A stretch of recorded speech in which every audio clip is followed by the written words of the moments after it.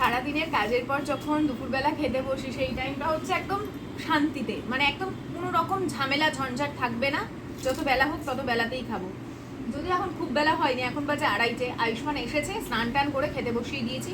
আশিস অনেকক্ষণ আগে খেয়ে নিয়েছে, কারণ ওর আজকে একটা ইম্পর্টেন্ট কাজ ছিল।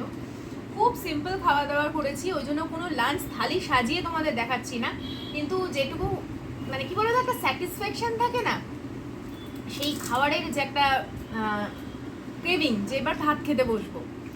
তো আজকে কি করেছিলাম জানো তো, টমেটো দিয়ে টক ডাল করেছি, শুধু টমেটো দিয়ে, একটু বেশি করে টমেটো দিয়ে সর্ষে ফোড়ন দিয়ে টক ডাল করেছি। আর তার সাথে প্রথম পাতে ছিল ওল ভাতে মাখা। আর এখানে করেছি হচ্ছে, আমি নিয়ে নিয়েছি অল্প করে একটা বাটির মধ্যে, এটা হচ্ছে মাছের মাথা দিয়ে বাঁধাকপির তরকারি। আগামীকাল বড় ব্লগে তোমরা পাবে এই সমস্ত কিছু। ভাবলাম এখন ছোট করে একটা ব্লগ দিয়ে দিই। আর তার সাথে আছে ওই কেনা আলু ভাজা, যেহেতু মাছের ঝোল টোল কিছু করিনি সেই জন্য আর আলাদা করে প্লেট সাজিয়ে কিছু দেখানোর মতন নেই। সিম্পল হলেও এই ডাল দিয়ে, মানে টক ডাল দিয়ে আর এই বাঁধাকপির তরকারি দিয়ে এমনিই খাওয়া হয়ে যাবে। ঠিক বললাম কিনা? বিশেষ করে যদি মাছের মাথা দিয়ে বাঁধাকপি হয়। তো তোমাদের কার কার ভালো লাগে মাছের মাথা দিয়ে বাঁধাকপি? আমার আবার শীতকালে মটরশুঁটি দিয়ে খেতেও খুব ভালো লাগে। তো এই ছিল আজকে আমাদের লাঞ্চ মেনু।